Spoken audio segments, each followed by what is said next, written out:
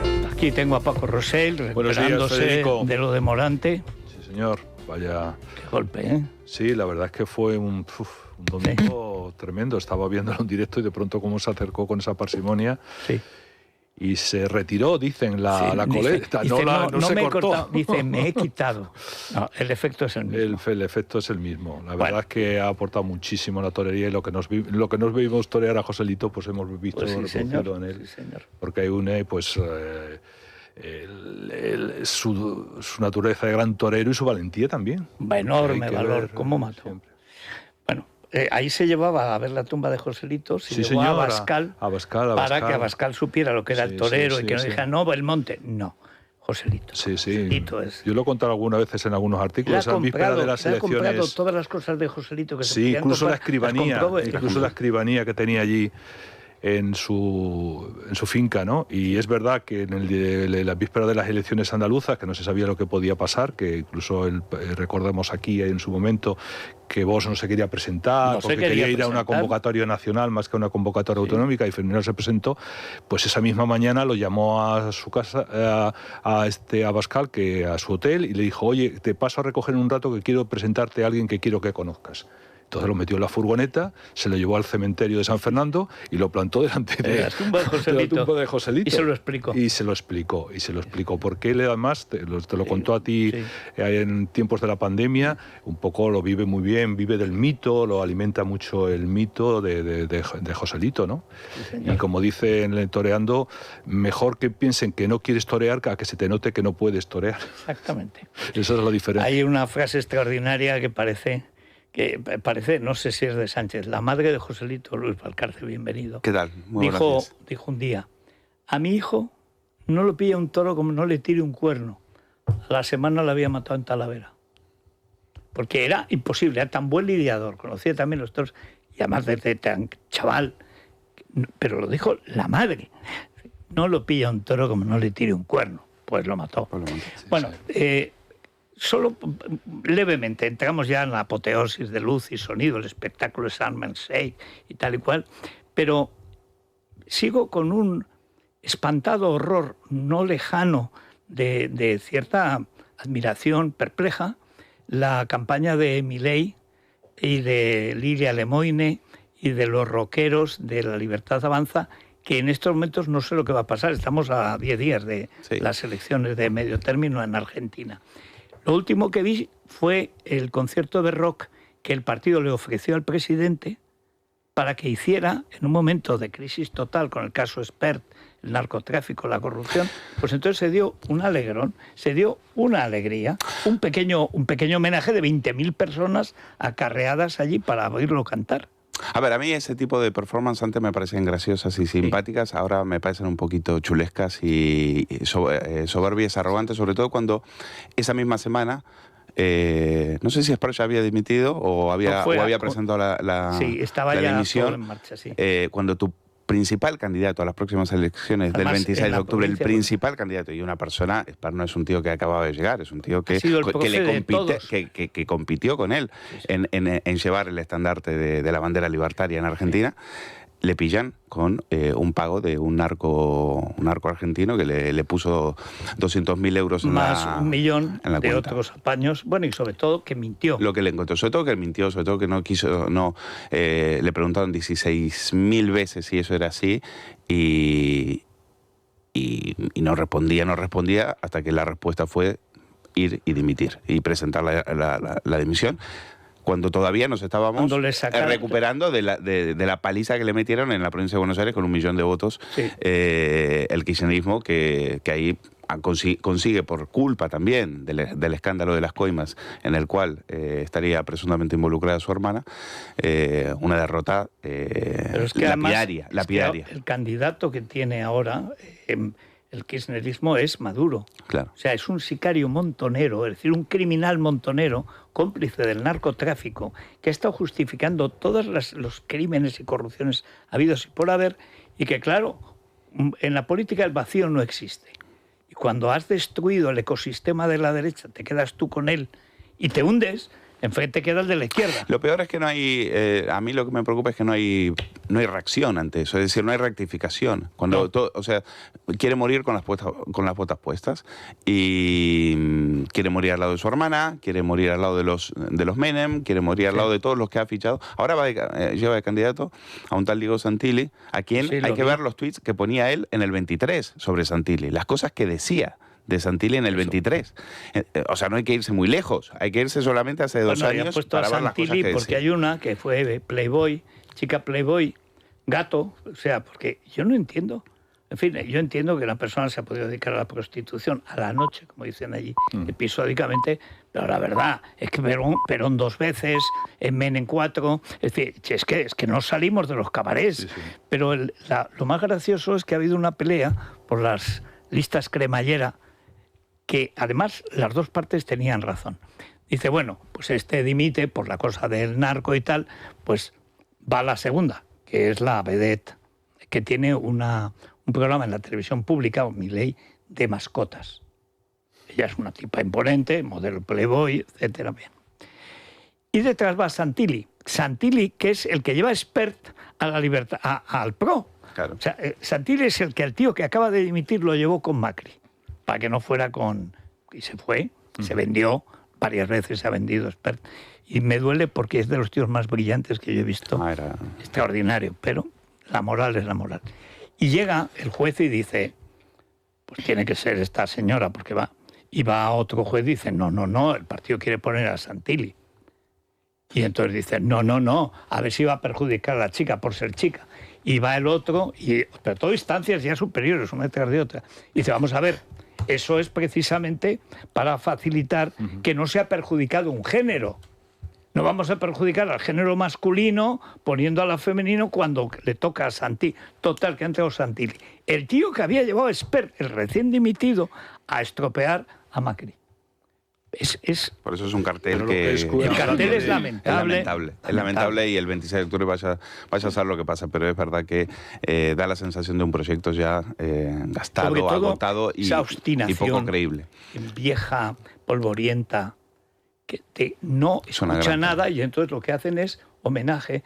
Es que estamos en el final del rey, que es el hundimiento sin motivo. Federico, las dinámicas políticas homogeneizan los comportamientos y las conductas de los políticos. Porque claro, si estáis hablando, Milei se ha dado un homenaje de un concierto de rock, el presidente del gobierno se ha dado un homenaje con una encuesta del CIS. Sí, porque es eso lo que sí, para lamarse las heridas con esa impostura de Tezanos, que bueno... Pero y todos siguiéndolo, porque han salido 3 encuestas, pero solo citamos la de Tezanos. Sí, bueno, ya en este caso es una operación de largo recorrido en la que el CIS no pretende hacer un análisis de lo que está, una foto de la realidad española, sino un bombardeo de lo que quieren que ocurra, y eso es lo que está trabajando.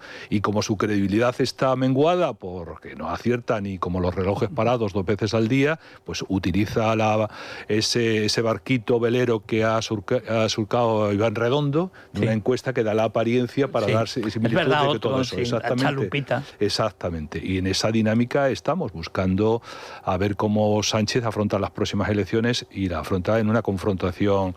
Ya si antes el temor era Vox, ahora es que directamente el rival es Vox. Es lo que están intentando hacer. Es lo que quieren. Como el propio Tezanos ya ha adelantado en uno de sus artículos en Sistema, porque esta encuesta sirve para vestir primero ese hace el análisis. Primero hace el guión, luego ya la encuesta que le conviene en un acto absolutamente de malversación de fondos públicos.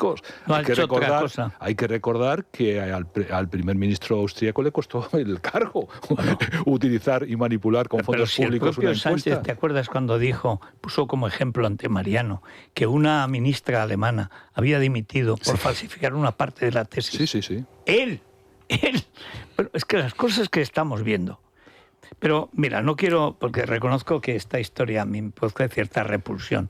No me gusta la política de los sentimientos, es inevitable con los rehenes y tal.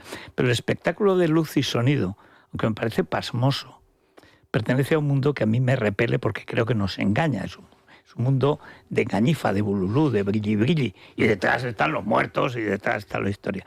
Pero como modelo de éxito diplomático, yo creo que desde el Congreso de Viena no había habido una cosa tan en el aire como lo que estamos viendo.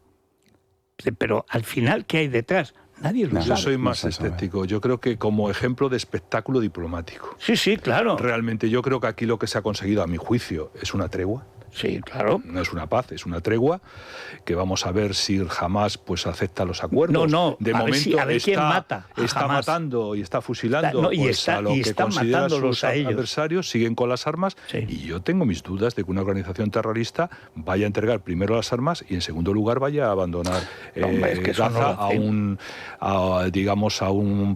grupo de países que gestione la transición, etcétera, etcétera. Lo que vimos ayer es un éxito indudable de Trump, que ha sacado pues una tregua, a mi juicio, con visos de que a lo mejor queden algo más. Ojalá sea así. Y además la historia dice todo lo contrario. En manos de los otros que eso vaya bien, pero él ya más luego, es difícil. Y luego, los dos convidados de piedra que asistieron ayer, esos dos convidados de piedra son el propio Sánchez y el propio Antonio Guterres. Por cierto, que cada uno estaba en un extremo distinto, como actores, actores secundarios, no, convidados de piedra de una paz que es fundamental. Toda Europa ha desaparecido, tanto Estado palestino, no queréis Estado palestino, ¿y ahora qué?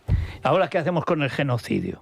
No, ayer pero es que es la escenificación, también el poder tiene ese lado simbólico y si tú no lo escenificas, si tú a eso no le pones un oropel, no le pones una foto, no le pones nada, al final eso puede ser, y te queda lo que tienes ahora, una especie de Truman Show perpetuo, ¿no?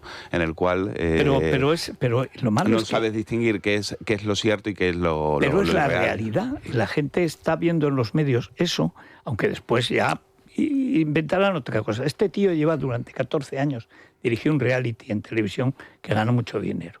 Este tío vive en la imagen de hoy y el rating de mañana.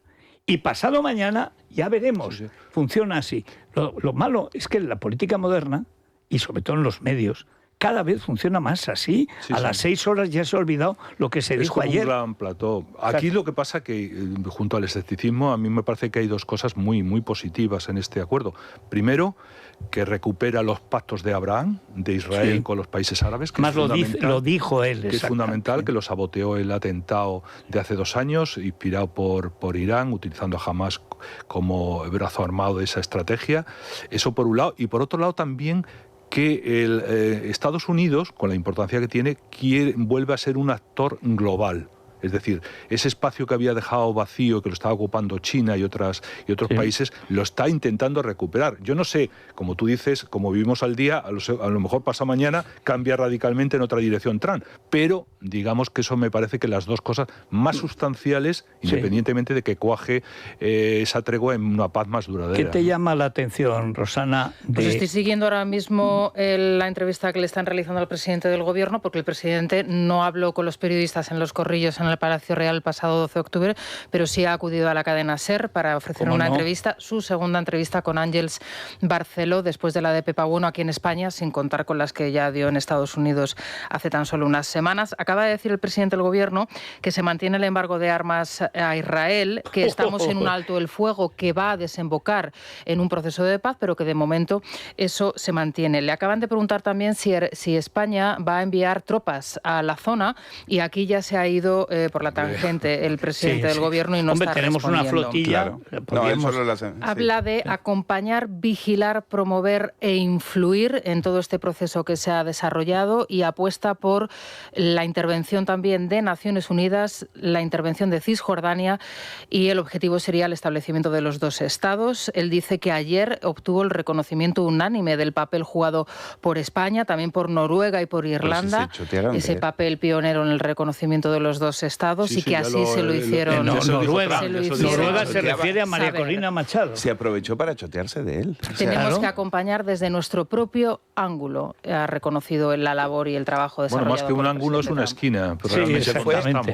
Pero realmente es que, esto demuestra un poco la política también que hace el propio Sánchez. ¿Por qué Sánchez se compromete y hace ese espectáculo con Palestina? Porque allí no hay que poner una bota, allí no hay que hacer ningún compromiso. Nunca, ni un soldado de infantería. Exactamente, a diferencia de lo que ocurre con Ucrania, todo es postureo, todos son las flotillas de esa flotilla de la vanidades, como dijo Cayetana en su momento con Grantino, porque efectivamente todos iban allí a figurar, todos iban a ese espectáculo que no condujo a nada, y con la mala suerte de precisamente votar el embargo a Israel el día del aniversario, ojo que es absolutamente oprobioso, claro. Y además en un momento que ya se estaba la paz. Daba la sensación de que España y algunos miembros del gobierno especialmente querían sabotear ese... Y aparte, no, pero es que ellos están por la guerra. O sea, claro, este tío va ahí. El que venía del no a la guerra, pues él va ahí, él lo que quiere es está en guerra con la guerra España. para el Sánchez... y a él lo de Palestina le viene muy... Pero si no sabe exactamente ni lo igual, que no es. sabe ni lo que es, pero le viene espectacularmente bien para hacer activismo y tapar todo lo que tiene la pero ahí podredumbre está en los aquí. medios. Es la guerra, la guerra que hace es dentro de España. Pero, precisamente la foto de ayer, no sé si él se entera o se lo va a decir o se lo va a preguntar Ángel Barceló, dudo que lo haga, pero la farsa de Gaza acabó ayer. Es decir, en gran parte acaba ayer. Entonces, es decir, la farsa de la flotilla, los activistas, ¿de qué van a vivir ahora todos estos que salían a la calle y demás? No, están subvencionados, las ONG están subvencionadas por este gobierno. Entonces, pero esto de que va a vigilar, perdón, o sea, que España va a vigilar a Estados Unidos, a Israel, a Egipto, a Arabia Saudí, y ojo que ayer no firmó Marruecos, porque no acudió Marruecos. Tampoco acudieron juntos. Es decir, porque claro, esto es tente mientras cobro. Todo el mundo se ha rendido a Trump para ganar tiempos, ¿verdad? Que luego eso se desarrolla en un sentido o en otro, va a depender de los países árabes. La fuerza que puedan hacer coaligados Egipto, Arabia Saudí, Marruecos y los Emiratos se va a ver ahora. En principio está en mejor posición porque Irán le han machacado, le han parado el reactor nuclear que le permitió Obama, se han cargado a los hutíes, se han cargado a Hezbollah, se han medio cargado a Hamas. Es decir, militarmente, Irán ha perdido una baza. Ahora, ¿qué va a hacer Irán? Nadie lo sabe. ¿Qué van a hacer estos? Tampoco es seguro, porque cada país tiene sus problemas. En todo caso, que ha cambiado el panorama por completo y que estos sigan, como salió el renacuajo Presbite Álvarez. Netanyahu sigue teniendo sus mismas responsabilidades judiciales ante el penal. ¿Pero qué ha sido con etarras a apoyar a Hamas? Eso también lo ha dicho, te ha visto todo el mundo. Eso también lo acaba de decir el presidente del gobierno, que no puede significar el olvido, tampoco la impunidad. El genocidio en Gaza, ha dicho Sánchez, tendrá que ser responsables las personas que tengan que responder ante ello en los tribunales penales internacionales, y obviamente se estaba refiriendo a Netanyahu. Así que... Sí, porque cuando mataban aquí... Vamos a ver, ese tambor no lo va a soltar ni Sánchez ni las organizaciones de este tipo, que ya crearán observatorios o se mutarán en otro tipo de... Es decir, no va a cambiar absolutamente nada porque eso les viene bien. Vivir de la mentira, vivir de la impostura, eso es una bandera extraordinaria que lo van a seguir utilizando y lo van a seguir agitando. O sea que eso hay que perderla, y por eso están intentando pues esta impostura de darse una importancia que no se corresponde con la realidad, que no tiene. España no solamente no tiene, sino que España va a pagar muy caro esas decisiones equivocadas. Se dice que no estar en el lado equivocado de la historia, aquí se está en el lado idiota de la historia, de forma declarada. No, y en el lado siniestro de la historia, porque Sánchez, acuérdate, estábamos aquí en directo, cuando Sánchez sale y rompe con Europa, y convierte esto en una sucursal de Hamas. Bueno, es que somos una sucursal de Hamas y de Caracas. Esta es la historia de Bueno, pues mira la foto que llevamos hoy en OK Diario, la foto del cumpleaños de Ábalos, un 8 de diciembre del 2019. Toda la plana mayor del gobierno celebrando el cumpleaños. Viendo Bolaños, ¿Sabes quién Begoña? ¿En dónde lo celebran? En el restaurante de Aldama, el que después, meses después, iba a hacer contratos millonarios con el gobierno. Ahí estaba Sánchez, ahí estaban Ábalos y estaban 7 ministros del gobierno. ¿Sabes quién llamó para bendecir el cumpleaños? Delcy Rodríguez. Claro. Pero si es que es la jefa de la caja, la cajera de este gobierno es Delcy. Lo es desde el 19. Si es que la foto de nuestro inolvidable Fernando Lázaro en Barajas, ese es el Belén de la corrupción. Es el momento en el que cambia radicalmente de postura Pedro Sánchez y se alinea abiertamente con el propio Zapatero, que, como comentaba ayer el debate, pues estaba gestionando los problemas legales de un familiar del propio presidente Maduro, ¿no? Vinculado al narcotráfico. Pero hoy no solamente la foto esa que dices, hoy también muy importante la foto que publica de Oyetti. Es decir, los fajos, los llamados folios, el dinero que tenía las en una lechugas, caja las chistorras. El propio Ábalos, que a mí me recordaba el tiempo, aquella intervención que hizo la Guardia Civil en el domicilio de aquel que tenía dinero para pasar una vaca, que debajo del colchón comenzaron a sacar billetes. Pues estamos en el mismo proceso, ¿no? Vamos a ver qué decide el Tribunal Supremo, la última maniobra que ha hecho Ábalos. Sí, ¿no? ¿A quién le mandamos el Colacel? Bueno, pues hoy a todos los rehenes y a las familias, ¿no? Que por fin los han tenido en casa y han pasado su primera noche en casa después de 2 años. Esa gente ya está enferma de por vida. Como esa familia y el recuerdo de los 1.200 muertos, más todos los que han fallecido, que los han asesinado allí. Por cierto, ni una mujer. La revientan a todas. Ese dato ahí están las femirrojas de este gobierno asqueroso tapando eso. Qué repugnantes son estas tías. En fin, Colacel. Muy buenos días a todos. Los temidos y desagradables radicales libres no entienden de estaciones del año y siguen estando detrás de esas arruguitas que tampoco nos gustan, del descolgamiento de los tejidos o el pelo quebradizo. La pregunta que tenemos que hacernos es, ¿podemos combatirlos? Sí, esa es la respuesta.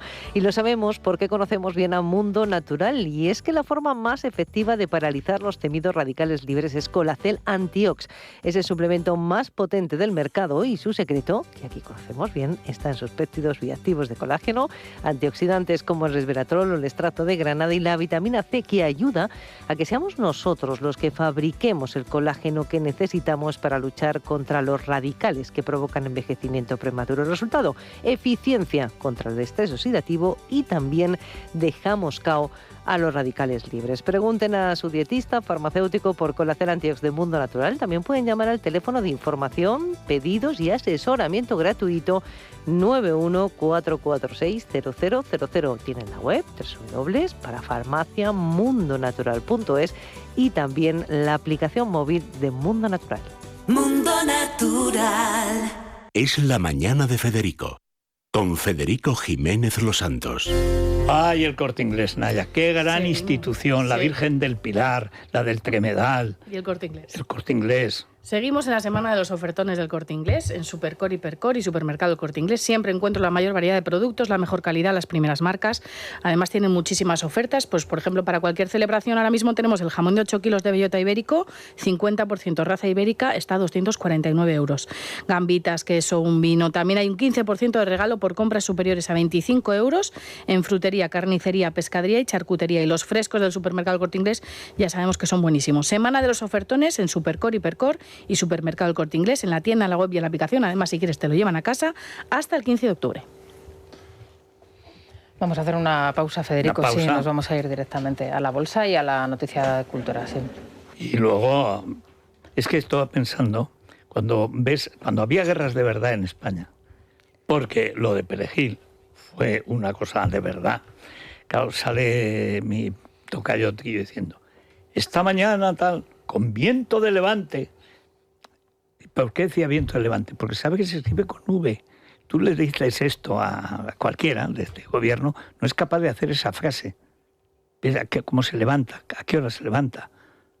Veía el otro día, cuando estaban en el besamanos, porque llamaban besamanos. leyendo la chuleta, Federico. Además, eso como a Montilla. Montilla. Se ponía una chuleta en catalán que ponía gracias por estar aquí. Y la leía y la escribía. Sí, fue una foto, no sé si fue del Mundo y tal, fue una foto mítica. Una pausa. Es la mañana. Es radio. Bueno, el tiempo está como estaba. Es decir, prácticamente las mismas temperaturas. A lo mejor llueve algo en el Mediterráneo, pero poca cosa. Cielos rasos. Madrid nos vamos a 25 grados. En Sevilla están en 32 de máxima. Y la mínima en Burgos en 7 grados. Z Plus, que es el gran Federico. Invento, tenga su verdadero, su ordenador gratis. Eso es tal cual lo has contado. Para los autónomos y para los dueños de pequeñas micropymes de entre 0 y 2 empleados. Pueden obtener su ordenador gratuito sin tener que adelantar el IVA. Además, una web profesional que resuelve todos los problemas que tienen para ofrecer sus servicios y sus productos a los clientes. Y por último, además, se pelean ellos con la administración para conseguir esta ayuda. Así que lo mejor mejor que podemos hacer es confiar en los expertos de Z Plus. Todos los autónomos que nos oigan y que quieren un ordenador gratuito, que entren en ordenadorlibertad.es, repito, ordenadorlibertad.es, o llamen al 699 090 675, 699 090 675. Bueno, ¿y cómo anda la bolsa? Bueno, pues el IBEX 35, Federico, después del susto del viernes pasado, que por el mercado cripto se llevó a mucha gente por delante, de los que operan intradía, pero sigue en grandes cifras. 15.489, ha bajado de los 15.500, pero la verdad que para los que miran a medio y largo plazo sigue siendo unos niveles muy positivos. Algo de recogida de beneficios hoy en nuestro principal indicador, y los activos de moda pues siguen estando altos. El oro, ayer leí análisis que dice que llegará a los 5.000 y se quedará corto, que todavía subirá más. Ya ha pasado 4.000 y ahora ya se... Está consolidado por encima de los $4.000. Yo, si fuera rico, solo tendría oro. Ese oro que estaba sobrevalorado por Solves, ¿no? Sí, bueno, vendimos el oro de España, hoy valía 9 veces más de lo que lo vendió el tuerto. ¿Te acordás cuando se enfrenta con Manolo con el parche en el ojo? ¿Pero cómo vas a apoyar a un tuerto? La gente lo creyó porque era fácil. En aquel momento, comprarte una casa de unos 300.000 euros te costaba unos 15 lingotes. Hoy con uno te puedes comprar una casa de $300.000. El problema es que nadie compró lingotes. Aquí los vendimos. Aquí sí, señor. Sí, señor.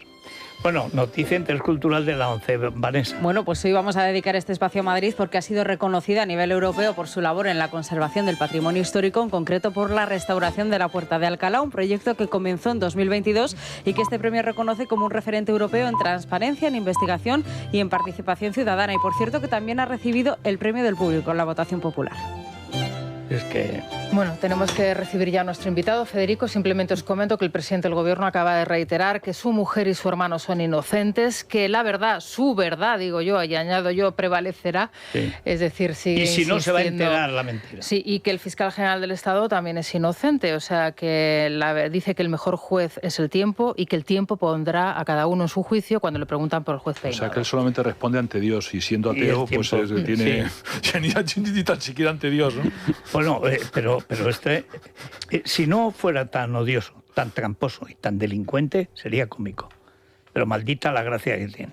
Bueno, yo con mi tocayo Federico Trillo, primero somos tocayos, tampoco hay tantos Federicos, ¿eh? No, somos pocos, pero bien avenidos. Sí, yo recuerdo que en Navidad mandaban siempre, igual que el Sereno le saluda, el Aguinaldo, esas cosas, había una asociación de Federicos en Madrid, en torno a la iglesia de San Federico. Exacto. Y entonces, a ver si, como yo había nacido y ya era Federico como mi padre, a ver si me apuntaba y tal. No sé si estoy apuntado. Por allí, por la calle Arenal. Pues eso es y había una misa en una fecha señera, que es el Día de Nuestro Santo, el 18 de julio. Grande. Y octava de San Camilo. Octava de San Camilo, exactamente. Bueno, y además su padre gobernador militar, cuando yo llego a... Civil de Teruel. No, era civil de Teruel, eso es civil. Y el tuyo, el mío alcalde de Orihuela de Tremera, sí, señor, es una 16 preciosidad. Años. Los Montes Universales no se los pierdan, es una excursión maravillosa. Es una preciosidad, es verdad. Vacío además, no tropiezas con mucha gente. No está todavía... Colgado, dice, no está vacío. No, lo que estamos es sueltos, colgados. Bueno, pero Federico Trillo ha sido parte de un grupo político, que es lo que se ha llamado el Grupo de Aznar, una generación, que consigue después de casi, 14 años, echar a Felipe González, que parecía eterno. De hecho, al final se empeñaron en que fuera eterno. Sí, ya no. Y así le fue. Sí, y así nos ha ido en parte. Pero la verdad es que es toda una generación que lo vimos empezar muy jóvenes en Alianza Popular, pero Alianza Popular que no era la de los magníficos, sino una generación nueva, que ahí están, pues Aznar, Rato, Trillo, más gente, y llegan por fin al poder. Entonces, cuando cuenta ahora en su libro Memorias de Anteayer, a mí me interesa, y luego preguntáis lo que queráis, pero a mí particularmente, yo entonces los veía muy jóvenes, muy inquietos. Era un mundo en el que estaba llegando el golpe liberal de Reagan, sobre todo, y en parte de Thatcher. Académicamente parecía más Thatcher, pero políticamente lo importante era Reagan. Era la época de Juan Pablo II, fue una época anticomunista muy militante, donde la moral era la política tenía que ser ética, esas cosas que ahora parecen un poco... No, entonces se vivía realmente así. Y hay un momento que es cuando Fraga está, pero no puede ganar, la gente. Y el propio Fraga cree que no puede ganar. Y entonces hay unas idas y vueltas en la calle Génova, incluyendo el famoso viaje a Perves, cuando Fraga decide que Isabel Tocino tiene que ser la candidata. Y cuenta, vamos a hablarnos de tú, cuenta cómo es realmente ese viaje, porque lo recuperas, es distinto de otras versiones que se han contado. Yo me fío de la tuya porque a estas alturas no podemos mentir. Claro, por contar la verdad. Yo las tengo bueno, grabadas. ¿cómo fue la idea de Fraga? ¿Cómo asume Fraga que tiene que poner a alguien, cosa que no quería? ¿Y cómo es ese debate de a quién pone? A ver, es ese, digamos, la cima del libro, es en la que parte, la digamos, primera parte del libro es Fraga en la oposición y el techo de Fraga, las distintas maniobras de la derecha, etcétera. Y la segunda es ya cuando designa sucesor, que tiene su principal encuentro en Perves, agosto 89, chalet de Fraga todavía derruido, todavía en medio ruinas. Se conservaba venturosamente su estudio, que es un estudio que estaba, como todo lo de él, lleno de libros por todos los lados. Al fondo de aquel pasillo lleno de cuernos. Exacto. Y llegas a una estancia en la que hay un amplio ventanal, que es donde él tiene allí su hueco, en el que está sentado, y nos pone por allí colocados a Paco Cascos, a Juanjo Lucas, a Rodrigo Rato y a mí. Y empieza a examinar a los vicepresidentes, que todo el mundo pensamos que era una locura tener 7 o 9 vicepresidentes al final, en el nuevo Partido Popular, después ya de la refundación. Entonces nos habían cargado los números unos por provincia, porque yo, como jefe de gabinete suyo, además le había hecho una apuesta de que sí había disolución anticipada. Lo llevamos y dicen, no, vamos a hablar del número 1 de verdad. Y empieza a examinarlos, y con aquella tajancia que tenía, pues se despachó a todos menos a Isabel Tocino, que efectivamente era la gran favorita en él, y José María Aznar. Entonces Juanjo Lucas hace un último intento. Mira, Manuel, es la mejor botella que tenemos en la reserva, pero es que es la mejor ocasión, tenemos que abrirla. No lo entiendo. Y le dice Juanjo, ya se repliega y dice, bueno, salvo que lo que piensa todo el mundo es que quiera usted y deba usted ser el candidato. Entonces se pone de pie, con los gestos aquellos tan proverbiales suyos, se va hacia el ventanal y mirando al horizonte, consciente plenamente del momento histórico y del privilegio para nosotros de verlo, dice, no, yo divido a este país, yo he dividido a este país y este país ha sufrido muchas divisiones. Yo no puedo ser un elemento de división, necesitamos ganar, yo no voy a ser más el candidato del centro derecha. Tremenda esa renuncia, que la gente no creía. Y a la salida, pues... Eso te iba a decir, eso que es la primera vez que lo veo contado así, que es verosímil en Fraga, que es un momento... como cuando Morante se quita la coleta, tal cual. Dice, hay un momento que tú te tienes que ir, te tienes que morir en vida. Es un momento de gol, ¿no? Sí, el deporte sí. Y entonces el problema es, él no es, ¿y quién? Entonces nos vamos sin resolverlo, nos lleva a comer camarones al otro lado de esa pequeña ría, enfrente de su casa. Allí los camarones él los echaba allí para que... y entonces volvemos a los números 1 por provincia y vuelve a decir, pues yo pienso que Isabel Tocino tiene 500.000 de votos más que Aznar. Entonces ya otra vez Lucas, bueno, si es la intuición de Fraga, ¿qué intuición? La que dice Felipe Pastrón, ya empiezan los nervios. ¿Había encuestas? No teníamos encuestas sobre los posibles candidatos, porque todo el mundo pensaba, todos los CIS pensaban que iba a ser Fraga, porque había vuelto, pensaban que para ser otra vez candidato. Sí. No, sobre ellos no había encuestas. Hombre, había la principal, es que José María ya era presidente de Castilla y León. Sí, que había llegado de milagro, sí, pero había llegado. Habíamos negociado con unos cuantos para que lo fuera. Sí. Y ahí estaba gobernando. Con el CDS. Con el CDS. Y ya habíamos conseguido, además, pues eso, consolidar esa mayoría, ¿no? Entonces yo sigo sin estar de acuerdo. Y me mira que me traspasa. Pues yo me había colocado enfrente y me dice, ¿y se puede saber por qué? Digo, pues porque yo tengo un especial cariño y una relación personal magnífica, como puedes suponer, con Isabel Tocino, pero creo que está recién llegada, que le falta experiencia parlamentaria y de partido. Y por tanto creo que sería mejor José María Aznar.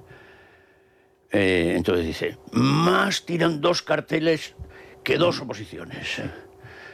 Y digo, si se trata de eso. Dice, sí, de eso se trata, porque 2 carteles eran excelentes, por lo visto, González y Suárez. Y me han ganado a mí, que como tú y como yo, que tenemos 2 oposiciones. Vámonos. Y se va. Ya no deja ya dicho, decía, Pero amigo, qué viernes.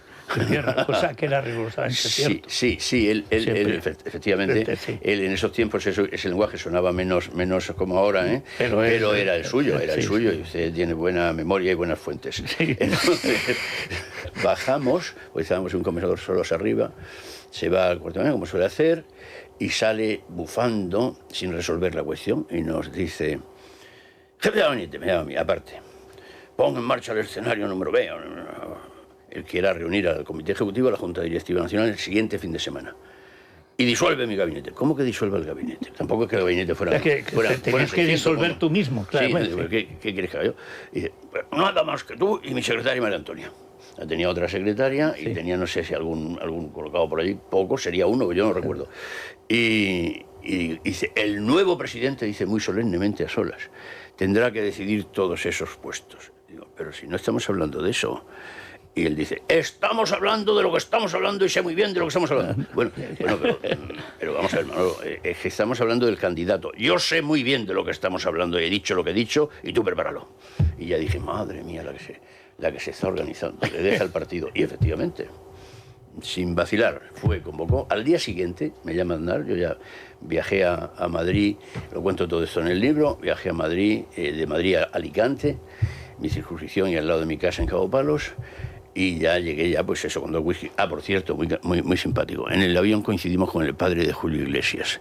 En el asiento. Yo no sabía muy bien quién era, pero Lucas estaba muy informado. Dice, es el doctor Puga, ¿no? Sí. Hombre, ¿cómo está usted? No.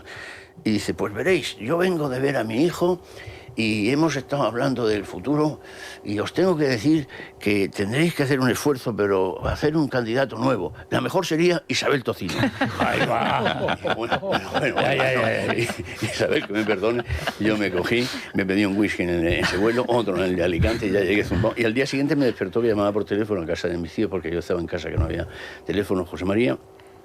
Y me dijo, con esa expresividad que yo le he dado, que me ha llamado y me ha dicho que voy a ser yo. Hombre, vente, me estoy tumbando a ¿cómo se llama? Quintanilla, ¿no es? Sí, Quintanilla. Y ahí empezó todo. Allí se resolvió. Bueno, la verdad es que esta es la historia real de cómo pasan las cosas. Que hay que decir que ahora todo parece leve. Yo recuerdo, en ese momento había ido al ABC, en el 89, a 2 años. Y hay una foto que el otro día me apareció, que estoy con Aznar, cuando aún no es el candidato, acaba de ganar, y con Garrigues. Garrigues, el padre de los Garrigues, Díaz Cañabate. O sea, hay un gigante, un pequeñito y un... No, entonces no llevaba alzas Aznar. O sea, y Aznar está con esa cara que ponía, le decía, pareces el perro pulgoso. Porque, claro, no se podía confiar en nada y en Fraga menos. Porque tenía esos prontos, esos arranques y tal. Cuando llega al Congreso y dice, ni tutelas ni tutías. Y entonces rompe los papeles. Claro, era todo muy teatral. Y al mismo tiempo era muy real. Era de verdad, estaba pasando de verdad. Y los debates, cuando el Congreso, y era otra cosa que te quería preguntar, cuando el Congreso de Mancha y de Gallardón y tal, que se enfrentan Aznar con Miguel Herrero, pero era Aznar ya el hombre fuerte ahí. Y luego, por otra parte, ha llegado Miguel Herrero en esas circunstancias, y esa noche pasa algo por lo que Gallardón, que en teoría era de Miguel Herrero y de Aznar, se pasa a Hernández Mancha. Y la gente descubre a Hernández Mancha, que está un año, que es un año muy difícil. Y eso, yo no sé, yo recuerdo, tengo la mejor opinión personal de Hernández Mancha, alguien que estaba haciéndolo maravillosamente en Andalucía, que nunca debieron de tocarlo. Exacto. Y me he leído hace poco sus memorias, que son bastante sinceras, no entra en la parte psicológica. Yo creo que él se perdió en la noche de Madrid, igual que los delanteros, los medios holandeses del Madrid, siempre se pierden en la noche de Madrid, nos ha pasado siempre. Van al Buda Bar y se despistan. Bueno, pues este hombre, recuerdo que la crítica que se le decía es que llegaba a las 11 a trabajar a Génova, porque le gustaba jugar al billar por la noche. A mí, ¿qué más me da? O sea, Reagan trabaja 4 horas y tiene un buen equipo. Pero ahí se crea una situación en la que ya entran las ambiciones personales. Aznar le llama a José Mari. Pero es que José Mari, tú lo tienes que conocer a José Mari. Y decía, es que no es así. Sí era así, porque todos querían mandar. Y Aznar tenía una idea muy clara y tal. Y ese momento en que Gallardón apunta, que también era candidato, cuando gana en el 96 las elecciones del PP, el país dice que el presidente tiene que ser Alberto Ruiz Gallardón y no José María Aznar. Ese paso a esta nueva generación con sus ambiciones ya personales, ya no dependiendo de Fraga, sino cada uno de sí mismo, ¿eso cómo lo recuerdas? A ver, yo creo que Fraga ahí jugó un papel. Es anterior a la conversación de Perles, es 2 años antes en los que se produce el recorrido de Mancha, que efectivamente él ha escrito ahora y que, pues, si no confiesa su propia derrota, pues sí la reconoce, ¿no? Fracasa ahí. Entonces, ¿quién pone al servicio de Mancha al partido en contra de Miguel, de Aznar, de nosotros que estábamos, todos los de la refundación? Estábamos con Herrero y con Aznar. ¿Quién lo pone? Fraga.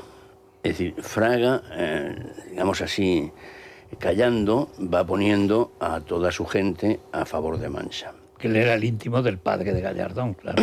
Claro. Y Gallardón era el secretario general, era el elemento decisivo, y entonces se pasa, siendo el que propicia, en una noche que también cuento aquí, el día de la dimisión de Fraga, la noche de la dimisión de Fraga, nos vamos a casa de Aznar, él, que nos recibe Gallardón y yo, y es cuando pensamos para el día siguiente tener algo previsto, que el más caracterizado es Miguel Herrero, y que procedamos pronto a que ello estalla, porque estábamos todavía ya con el PDP, con los liberales, con los de dentro, con los de fuera. Y el que había sido el valedor de esa solución se pasa, efectivamente. Y luego fue bien acogido, porque la verdad es que siempre fue uno de nosotros. Hay otros que tardaron más, vinieron de Galicia y se incorporaron, pero por alguna razón no estuvieron en el grupo originario y nunca lo olvidó el sucesor. A ver, que no se diga que vinieron de acaparon. Galicia, yo creo que se refiere al expresidente Mariano Rajoy, al que usted dedica varios capítulos o varias referencias en este libro. Sin embargo, yo que lo he leído fascinada en algunos de los capítulos, a usted recreaba ahora mismo algunas de las escenas con Fraga. Hay un momento que es cuando se cambia el logo del partido, se elige el color, que también es una escena rocambolesca, muy divertida. Me interesa sobre todo su papel como presidente del Congreso de los Diputados, porque quizás sea el que yo ya más recuerdo en mi papel como periodista. Y usted hace una apelación en el inicio de su mandato al diálogo. Llega a decir en una frase, dice que el diálogo también sea para el futuro la razón de España. Y hace un resumen de los que fueron sus antecesores y a cada uno de ellos le destaca por una cualidad. A mí me gustaría preguntarle por la actual presidenta del Congreso, por la señora Francina Armengol, y me gustaría saber, aparte de su opinión sobre la presidenta, si considera que ahora mismo está en condiciones de seguir siendo la tercera institución del Estado. Pues muchas gracias por ese recuerdo, efectivamente, a mis antecesores, cada cual con sus características personales. Y a la señora Armengol no tengo el gusto. No. Yo cuando he visto lo que he visto, primero, no se nos ha convocado como ocurría en nuestra etapa, en las etapas anteriores y en las posteriores, a los expresidentes al menos una vez al año a conocernos, no a dar los consejos, sino que normalmente se escucha cuál es la experiencia ajena del que ha ocupado ese cargo y se tiene un buen ambiente. No se ha hecho. Y si ella no ha querido ese buen ambiente, yo de figurante no voy. Y menos después de como la he visto en la tribuna a través de la televisión, que me he tenido que ir porque me voy a poner enfermo, cómo ha cortado, cómo ha censurado, de ninguna manera. Eso no tiene nada que ver, no ya con nuestra etapa, sino con lo que tiene que ser un parlamento democrático. Esta señora, aparte de las que tiene que aclarar muchas cosas de su gobierno en Baleares, desde luego no ha sido una presidenta a la altura de lo que exige la representación soberana del pueblo español. Estoy pensando en otro mallorquín también, que fue presidente, que cortó a la ETA un día muy tajantemente, partido de la ETA, no me acuerdo cómo se llamaría entonces, partido de la ETA. Batasuna sería. Si hablas de Manolo Marín, hablas de de Pons. De Pons, hago de Pons, que es mallorquín también, y que es serio como mallorquín, muy estirado, pero era español. Y además lo decía y lo demostraba. Bien, cuando ve, por ejemplo, cómo en el núcleo de poder, también de poder del discurso, el poder en los medios, la ETA ha triunfado sobre las víctimas. Los golpistas han triunfado sobre el Estado. El presidente del gobierno acaba de decir que, no sé, que es lo que quiere perseguir a Netanyahu para enterrarlo en el Sinaí o algo así. Es decir, que la mentira triunfa, pero los grandes enemigos de España y de la libertad son los que realmente están mandando ahora. Ya ahora bien conservado, pero ya tenemos una experiencia. ¿Cómo lo ve? ¿Cómo lo vive? A ver, yo añoro mucho una persona como Félix Pons. Creo que es de esas personas que si hubieran vivido más años, desgraciadamente nos lo arrebató un cáncer canalla muy pronto, pues habrían dado otro sentido al Partido Socialista, pero tiene una gran autoridad moral. Y digo moral porque efectivamente hizo eso y porque hizo algo que en el libro no he recordado y tengo que añadirlo aquí, aprovechando su benevolencia, si me lo permiten. Hubo al final del mandato de Felipe un intento de ampliar la ley del aborto. Estos días están de moda. Entonces, prosperó hasta el punto que llegaba al Pleno. Y si se llega a votar, triunfaba. Entonces, nosotros ya, digo nosotros porque ya estábamos muy compinchados, perdónenme la rudeza de la expresión, los de Ciu López de Lerma, el famoso Lerma, incluso el de Izquierda Unida andaba dudoso, y yo creo que el del PNV. Entonces estábamos en la mesa del Congreso, no estábamos por la labor, y votamos en contra de que se incluyera en el orden del día. Quedaban 3 o 4 plenos. Y todo quedó en manos del presidente, incluirlo o no. Y él personalmente, yo bajé a hablar con él y dije, caerá sobre tu conciencia. Y dijo que no se tramitaba. Y evitó que tuviéramos anticipadamente... Era lo que hizo luego Zapatero, la ley, cambiarlo por plazos. Y él no lo admitió, no la tramitó, no la puso en el orden del día, lo cual le costó, yo creo que el parte del disgusto que se lo llevó, ¿no? Yo le quería preguntar por en su libro habla de las elecciones del 93, que fueron esa derrota tan traumática, pero la sensación que me transmite es que usted lo da como algo que era previsible, es decir, alcanzan un buen resultado, se consolidan como partido, porque da la sensación de que venían de la nada, ¿no? Después de cómo acaba Alianza, la coalición popular, ¿no? Alianza Popular y demás. Y le quería preguntar cómo lo recuerda, porque lo despacha muy rápido en el libro y me gustaría que recuerde, si nos puede dar algún detalle de cuál es la explicación que usted le da a esa derrota, a eso que parecía que iba a ser una victoria y al final acaba siendo una derrota, y si eso lo puede extrapolar a lo que estamos viviendo ahora. Mucho me piden. Vamos, primero, en la situación de AP, como recordará nuestro regidor Federico, era pésima. Cuando ya se produjo la vuelta de Fraga, que fue el golpe, el partido estaba en una intención de voto del 16%. ¿De acuerdo? Que salió Ramallo a decir, de seguir a este paso del partido no quedan ni los rabos, muy en su estilo. Sí, un extremeño. Sí. Era una cosa tremenda. Allí, en el 89... Bueno, Ramallo era Metternich, ¿cómo estaría? Bueno, pero Ramallo era no va más. ¿Quién nos lo diera? Entonces, tipo estupendo. Sí, estupendo luchador y bravo. Muy olvidado, por cierto, merece esa cita y alguna cosa más, ¿no? Entonces, en 89 salvamos los muebles ya, primera comparecencia del PP con tales siglas, todos unidos. Todos, liberales, democristianos. Y en el 93 esperábamos no ya el haber mantenido, que es lo que hicimos, sino ganar. Y no ganamos. Le voy a ser muy sincero. Efectivamente, hay ahí 2 párrafos que yo no me he atrevido a escribir porque, en fin, siempre se recuerdan, ¿no?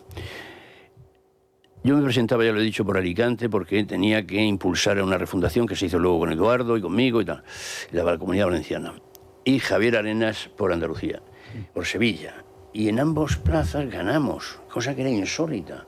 Claro, en la noche electoral nosotros estamos en la foto del balcón porque venimos de nuestras circunscripciones en el último avión para celebrarlo con los compañeros, pero hay que celebrarlo con tu gente con quien has trabajado. Llegamos a Génova y nos comunican que no hemos ganado las elecciones. Y Javier dice, hay que impugnarlas. No es posible. No es posible. ¿Qué hemos ganado en Sevilla? Hemos ganado en Sevilla y en Alicante, pero ¿esto qué es? Nada. Tenemos que imponer. Esto ha habido aquí alguna maniobra y tal. Y pasamos, él salió a dar una rueda de prensa que se puede recuperar. Sí. Diciendo, se le han echado en cara muchas veces. Hay que decir que con algún motivo. Hombre.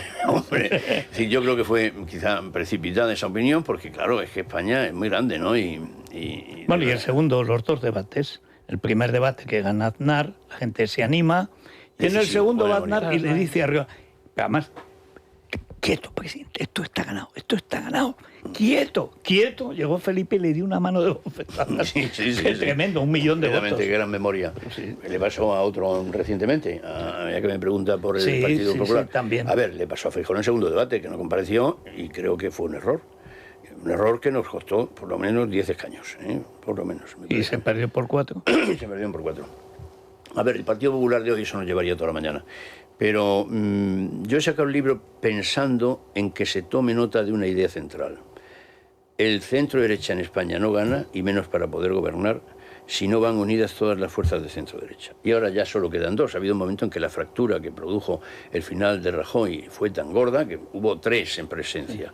Ahora por el centro ya se ha cubierto, y ya Ciudadanos, pues es yo creo que incluso alguna personalidad de Ciudadanos que hay por ahí suelta, y lo digo desde aquí, algún conocido empresario que le gusta mucho la política y que se puede dedicar porque tiene posibilidades, incluso debía ser uno de los fichajes del nuevo PP.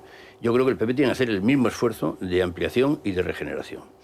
Y luego queda Vox, y yo con Vox creo que lo que menos se puede hacer es lo que ocurrió ayer, que por ambos lados se zurran entrando a todos los trapos, a todos los bombones que echa encima de la mesa el señor Sánchez. Sea el aborto, sea, no sé, Vox ha dicho, por ejemplo, Núñez Feijóo ha concretado, por fin ha concretado, un paquete, a mi juicio, muy equilibrado sobre la inmigración. Y Vox dice, ¿nos lo ha copiado? Pues chico, apláudelo. Pues no. A criticarlo, bueno, claro. Que no, porque no lo creemos, pero vamos a ver si el enemigo común es el PSOE. España se la juega en las próximas elecciones. Yo soy de los que piensan que si se consolida esta situación, se acabó el sistema de libertades que hemos conocido. Ya está acabando, pero sería terrorífico. Y desde luego que no piensen que sobreviven ellos. El PP se disolvería. Y Vox también. Y Vox también. No sé, si no han sido capaces de ganar, no se le perdonará por el electorado. No se le perdonará. Sí, bueno, es que la historia dice que a veces se repite, pero no sé, no es así ciertamente, pero sí hay muchos paralelismos. El momento 93 se corresponde con el momento 2023. Se ganan las elecciones, pero no se gobierna. El momento 2026... que parece que puede haber elecciones o es se viene hablando al respecto, y el momento 96, ¿qué diferencias hay y qué errores está cometiendo el Partido Popular para que el momento 26 sea el 96, es decir, que pueda llegar a la Moncloa? A ver, las analogías. Tenemos un gobierno que se ha perpetuado en el poder, en este caso además con dudosas, pero digo dudoso por cortesía, legitimidad, es decir, de una forma ilegítima porque no gana las elecciones y en un sistema parlamentario en la convención es que gobierne la lista más votada, cosa que allí González permitió e impulsó. Tenemos un gobierno que no respeta las sentencias judiciales y por tanto es muy de temer que pueda hacer alguna barbaridad. Allí la ley Corcuera la ganamos, vamos, la llevaba yo en el Constitucional, y Corcuera es que no dejó ni que amaneciera al día siguiente, ni al alba, dimitió al alba, fuera. Y González, bueno, qué ejemplo, el último socialista que dimitió por decoro, y además no tenía por qué. Nada, porque había empeñado su palabra. Exactamente. Creía realmente en lo que decía y en consecuencia hizo eso, que tampoco era para tanto. No era para tanto la derrota, ¿no? Porque no llegó a estar, sí llegó a estar en vigor, pero no la quiso aplicar hasta que no estuvo el asunto sentenciado, que se sentenció pronto. Y González además no solo respetó la lista más votada, sino que cuando antes no tuvo el apoyo de Convergencia y Unión, en el famoso así no podemos seguir, pues disolvió, es decir, sabe que sin presupuestos no se puede gobernar en un Estado constitucional y democrático. Aquí llevamos una legislatura sin presupuestos, en una situación de inconstitucionalidad permanente. Es algo, por tanto, las diferencias... Y las sí, pero eso, Sánchez, yo me refiero a la parte que te queda más cercana. En el PP tiene que hacer un esfuerzo de integración, de apertura, de renovación, y poner y rodear a Alberto Núñez Feijóo, que en efecto ha demostrado que es un candidato que gana, no que puede ganar, que ganó las últimas elecciones, y que tiene un sentido del Estado mucho más fuerte que cualquier alternativa, que lo ha demostrado en la amnistía, lo ha demostrado en las siguientes envites que ha producido en el presupuesto, y creo que lo puede seguir demostrando, complementarlo con un equipo. Nosotros éramos un equipo, por eso es la memoria de una generación. Lo ha dicho Federico al comenzar. Es una generación, hombre, que la gente sabía a quién referirse. ¿Qué opina el PP de Economía? Rato. ¿Qué opina el PP de Interior? Cascos. ¿Qué opina el PP de Justicia? Trillo. ¿Qué opina el PP de la Mujer? Tocino. ¿Qué opina el PP de Agricultura? Loyola. Es decir, todo el mundo sabía de qué nos ocupábamos. Mayor Oreja. No, tremendo.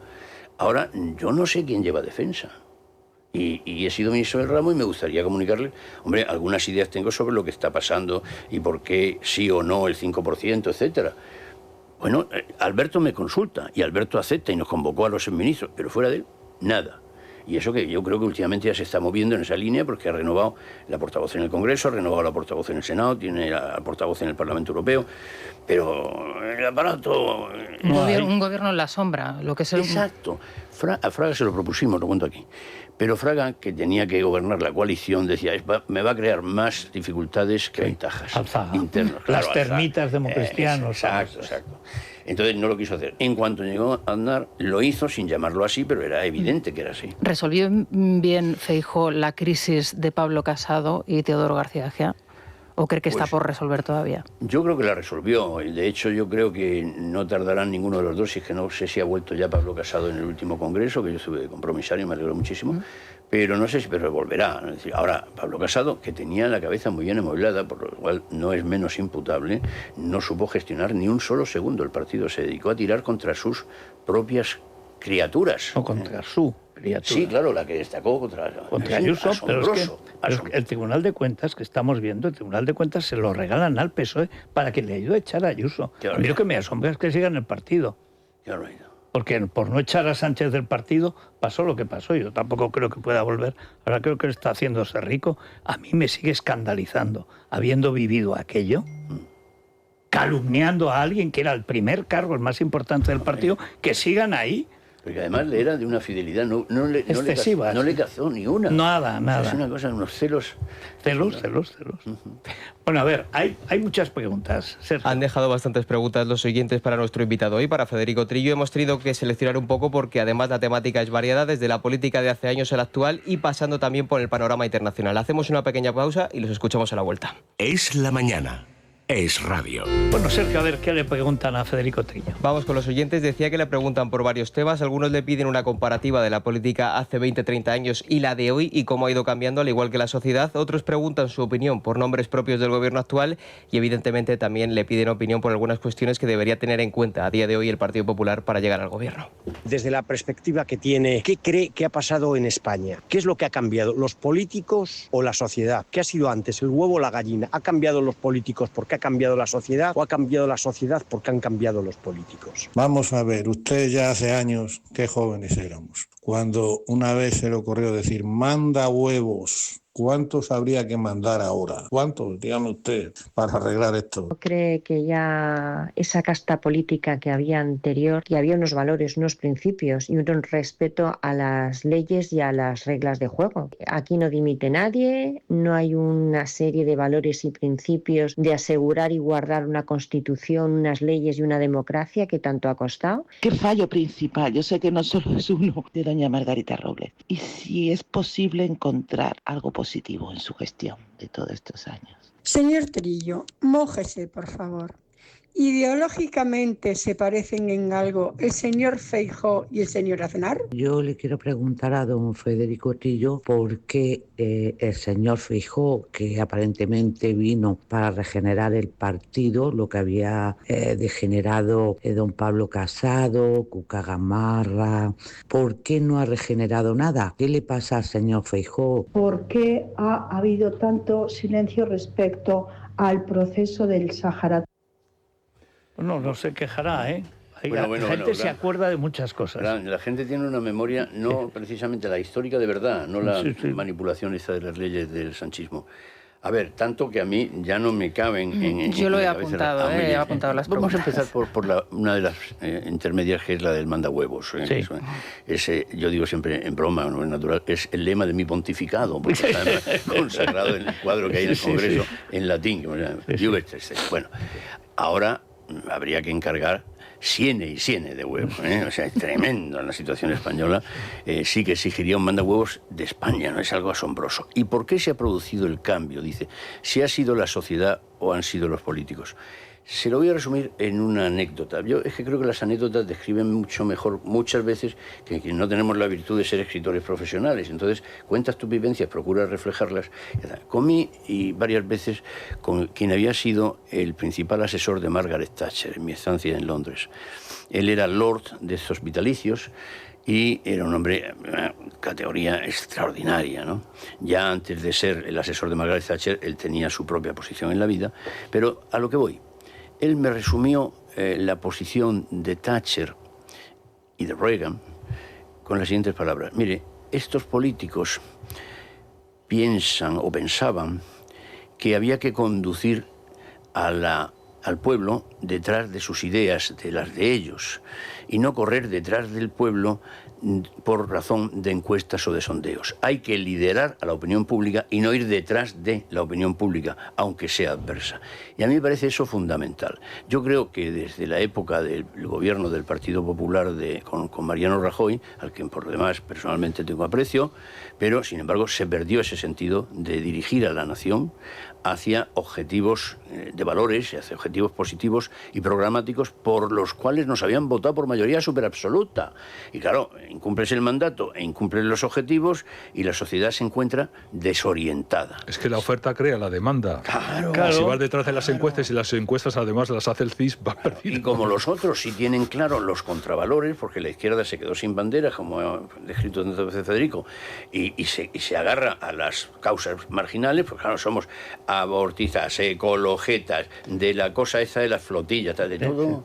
Y mientras tanto, la derecha, que lo has llamado tú así, y te lo reconozco muy acertadamente, la derecha acomplejada, que no sabe salir de sí mismo. Ahora ponía, y vuelvo a ello, el tema del aborto. Es decir, se han metido en un lío, en un barrizal que ha sacado Sánchez, mintiendo como siempre, porque ni tiene mayoría para reformar la Constitución, ni lo va a hacer, ni sabe que no puede, ni con, vamos, aplastante mayoría del Congreso, del derecho al aborto. El aborto, señoras y señores, en España, pálmense, no lo ha dicho nadie hasta este momento. Es un delito vigente en el Código Penal, el 144, el 145, el 145 bis y el 146. 4. El más grave que hay después del homicidio contra la vida en el Código Penal vigente. ¿Cómo vamos a hacer de un delito un derecho? Tendrán que empezar por modificar el Código Penal. ¿Qué pasa? Que saben que no pueden. Pero engañan y digamos, perdónenme, los míos, los nuestros, entran al trapo. Y eso es lo que se echa en falta. Que se defiendan los valores con coherencia. Con coherencia y con valor, ¿no? Porque además hay que poner fortaleza y que se olviden y que pongan los valores y los objetivos por encima de las cosas partidarias. Menos pelearse entre los dos y más acordar y aclararle a la gente cuáles son las analogías, cuáles son las diferencias y que se vote en libertad. Y que saquemos efectivamente la mayoría, no del CIS, sino la que están dando las demás. Y que también se los estudien los asuntos. Sí. Sí, que lo sepan, sí. Bueno, eso en el pontificado de Trillo todavía no está claro, que hay que saberse las cosas antes de opinar. Breve, que le preguntaban por Margarita Robles, aunque sea lo último. Margarita Robles. Pues mire, estamos en las mismas. Es como no, hombre, no es comparable con la presidenta del Congreso, porque es una magistrada y además la conozco hace muchos años, a la otra no he tenido el disgusto, pero Margarita Robles también sale con mucha bandera y mucho patriotismo, pero a sus antecesores nos ha ignorado. No hemos pisado el ministerio para nada. Estas cosas, aparte de que duelan personalmente, hombre, es que son reveladoras de una actitud. Yo no tengo nada que ver con esa gente, es lo que viene a pensar. Sí. Claro, luego miente más que habla, porque fue la primera en hablar de la barbaridad, ya calificando de genocidio y tomando partido en favor de Hamás. La primera, nada menos que la ministra de Defensa. Luego se permite que utilicen recursos de las Fuerzas Armadas que por ley orgánica, artículo 17 de base de Defensa Nacional, no se pueden utilizar ni el buque ni el avión A400M, el mayor que tiene las Fuerzas Armadas, para una misión privada. Y los ha utilizado sin autorización de las Cortes. Y tan contenta. Y tan contenta, hombre, un poquito de coherencia, señora, que es usted jurista y jurista de reconocido prestigio. Sí, era pretérito imperfecto, como tantos pretéritos. Muchas gracias, Tocayo, y muchas gracias por el libro. Yo, cuando alguien sabe hablar español y escribe en español, reconocible como lengua española, yo ya, vamos, lo pongo por encima, no ya del gobierno, por encima hasta de la oposición. Porque es que es imposible que se pongan delante de un micrófono y no sepan articular una frase completa. Por ejemplo, ayer llovió mucho. ¿Y mucho qué es? Es que están así. En fin, bueno, muchas gracias, enhorabuena por el libro y por verte tan fresco y tal. Uy, tal y como está esta guerra, ahí vamos a tener que combatir, Y Teruel, la costumbre es que siempre están todas las guerras. Es verdad, decisivamente. Ahí estaremos. Muchísimas gracias. Es la mañana de Federico, con Federico Jiménez Los Santos. Daniel Muñoz, ¿qué tal? Muy buenos días. Buenos días, Rosana. Bueno, me imagino que descifrando la entrevista de Sánchez, Sí, ¿no? En sí, la cadena sí. SER, que ha dejado muchos titulares. Un Pedro Sánchez que preside ya hasta ahora el Consejo de Ministros. Antes de esta cita, efectivamente, ha sido entrevistado por Ángeles Barceló en Moncloa y ha anunciado lo siguiente. Hoy el Consejo de Ministros va a promover una reforma constitucional para blindar el aborto y, en paralelo, va a enviar un requerimiento legal a la Comunidad de Madrid para que ponga en marcha un registro de objetores. El resto de titulares de la entrevista sobre Gaza, los presupuestos, la corrupción de su entorno político y de su entorno familiar y sobre María Corina Machado están en este sonido. Aquellas personas que han sido actores principales del genocidio que se ha perpetrado en Gaza, creo que tendrán que responder ante la justicia y por tanto no puede haber impunidad. Vamos a sudar la camiseta, vamos a presentar los presupuestos, vamos a intentar persuadir a los grupos parlamentarios, pero tampoco quiero engañar. Ni que tampoco haya especulaciones. La legislatura va a durar hasta el año 2027. El informe de la Guardia Civil dice claramente que no hay indicios de financiación irregular del Partido Socialista. Yo cuando veo que el Partido Popular, en fin, confunde dinero negro con dinero en efectivo, yo creo que le traiciona el subconsciente, ¿no? La verdad, lo he dicho siempre, es que mi hermano y mi mujer son absolutamente inocentes. Presidente, ¿por qué no ha felicitado al actual Premio Nobel de la Paz, María Corina Machado? Yo es que no me pronuncio sobre ¿Nunca felicita al Premio Nobel? Los premios Nobel, ¿no? Entonces, ¿le parece justo este Premio Nobel? No entro a valorarlo. Pero es que se deja en evidencia. Es vomitivo. Bueno, es vomitivo. Es más vomitiva ella que él, ¿eh? 8 millones de venezolanos fueron. Sí. Un minuto hemos tardado en rescatar este tuit de 2019 de Pedro Sánchez. El Nobel de la Paz reconoce la labor del primer ministro de Etiopía para alcanzar la paz y poner fin al conflicto en Eritrea. Su impulso a la democracia etíope y su apuesta por la igualdad de género son savia nueva, savia, por cierto, lo escribió con B, sí, para la política africana. Felicidades. Este es el tuit de Pedro Sánchez en 2019. Daniel, que si lo has hecho en un minuto, que son 10 segundos, das la tecla, podía haberlo hecho la señora de la SER. Claro que quiere seguir siendo la señora de la SER. Hombre, claro, no, es que para seguir haciendo entrevistas al presidente tiene que borrar todo. Pero se le agradece la pregunta, porque sí, ha quedado retratado. Sí. O sea, si teníamos alguna duda ya de que esto era los que mandan aquí están por ahí en Caracas y tal, que se queden con esta respuesta. Es reveladora. Bueno, es que el argumento del gobierno es que era un premio privado, decían. Privado. Al que, por cierto, aspiraba el propio Pedro Sánchez, recordando a el ministro de Política Territorial, que decía que era un candidato con posibilidades para ello, pero ahora queda por no reconocer la dependencia criminal con el régimen de Maduro. Eso es evidente lo que hace, ¿no? Bueno, pues el presidente del gobierno ha reconocido que cobró determinados pagos en efectivo y el Partido Popular ya está pidiendo explicaciones al respecto. Maite Loureiro. Buenos días. En el Partido Popular aseguran que Pedro Sánchez, entre balbuceos, ha reconocido que alguien en Ferraz abrió el cajón que tiene lleno de billetes y que ha efectuado pagos en metálico al presidente del gobierno. ¿Cuándo? ¿Cuánto? ¿Por qué? Son algunas de las preguntas que se hacen en la dirección del PP. ¿Ha aportado tickets que justifiquen en sus pagos? ¿Tiene el PSOE extractos bancarios que acrediten retiradas de efectivo en alguna de sus más de 400 cuentas corrientes que justifiquen que en Ferraz haya soles, lechugas y chistorras? Estas y otras preguntas le serán formuladas por el Partido Popular al presidente del Gobierno en la comisión del Senado, a la que va a declarar previsiblemente a finales de octubre. Y un último asunto a esta hora. Estamos pendientes de la rueda de prensa convocada en Madrid por los sindicatos para anunciar el calendario de movilizaciones contra el Gobierno por los incumplimientos en materia salarial. Y allí está nuestro compañero Luis Díaz. Luis, ¿qué tal? Cuéntanos. Sí, ¿qué tal? Muy buenos días. Acaba de comenzar esta rueda de prensa conjunta de los sindicatos UGT, Comisiones Obreras y CESIF para anunciar un calendario de movilizaciones en toda España por el bloqueo de la negociación colectiva. Las protestas comenzarán el próximo 30 de octubre frente a las subdelegaciones del Gobierno y el Ministerio de Función Pública en Madrid. Se aseguran que aumentarán la presión y la tensión si el Gobierno les sigue dando la espalda. Denuncian este bloqueo por parte del Ministerio de Óscar López, que está impidiendo un acuerdo en la subida de los salarios para más de 3 millones de empleados públicos. Tachan de excusa la posición del Ejecutivo, insistiendo en la necesidad de aprobar los presupuestos para abordar la cuestión. Escuchamos a Lucho Palazzo, coordinador de Comisiones Obreras, y a Miguel Borra, de CESIF.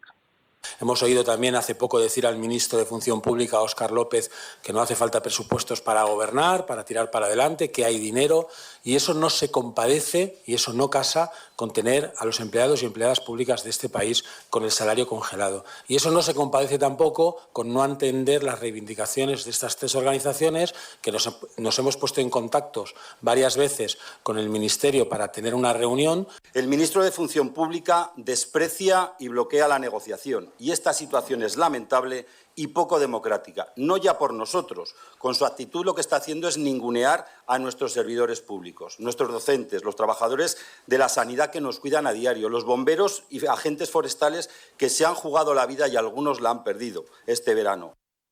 Subrayan que el Gobierno les trata como rehenes para sus acuerdos políticos. En el caso de que el departamento que dirige Óscar López persista en el bloqueo, convocarán una jornada de huelga también a nivel nacional para el mes de diciembre.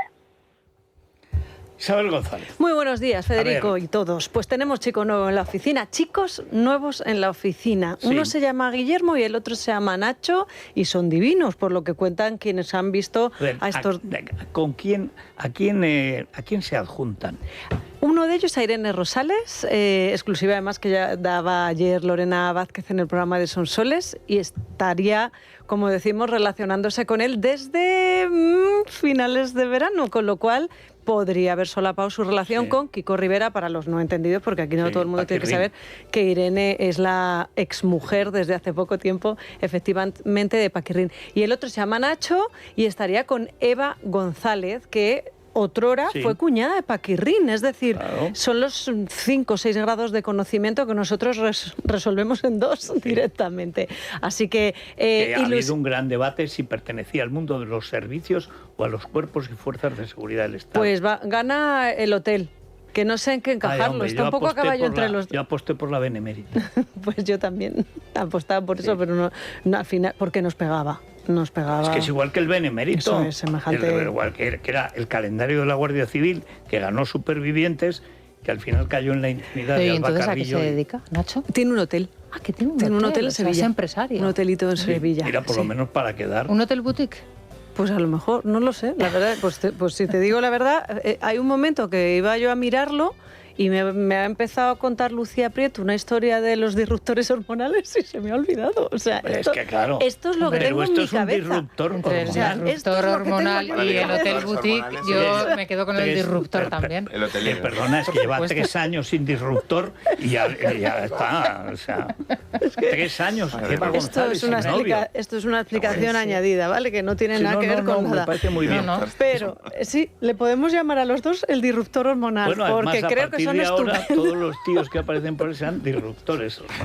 Y conozco alguna disruptora. Y además están bastante a la par en cuanto a la descripción. El de Eva, Nacho, lo hemos visto en la portada de lecturas, pero el de Irene estoy segura que lo vamos a ver mañana en alguna portada. No me preguntes por qué, o mañana o dentro de poco. No, mañana, aquí no podemos esperar más. Y luego hay que hablar de Toño Sanchís y del juicio que le enfrenta a Belén Esteban, porque ayer fue la primera jornada, se va a seguir desarrollando, eso no ha terminado, pero están las espadas en alto, que es una expresión que detesto, pero que hay que utilizar porque se llevan a matar, y eso que fueron casi hermanos, y lo dijo ayer Belén, éramos familia, y de ahí que ella se sienta engañada con todo lo que hay un elemento. Entonces no son espadas sino puñales. Sí.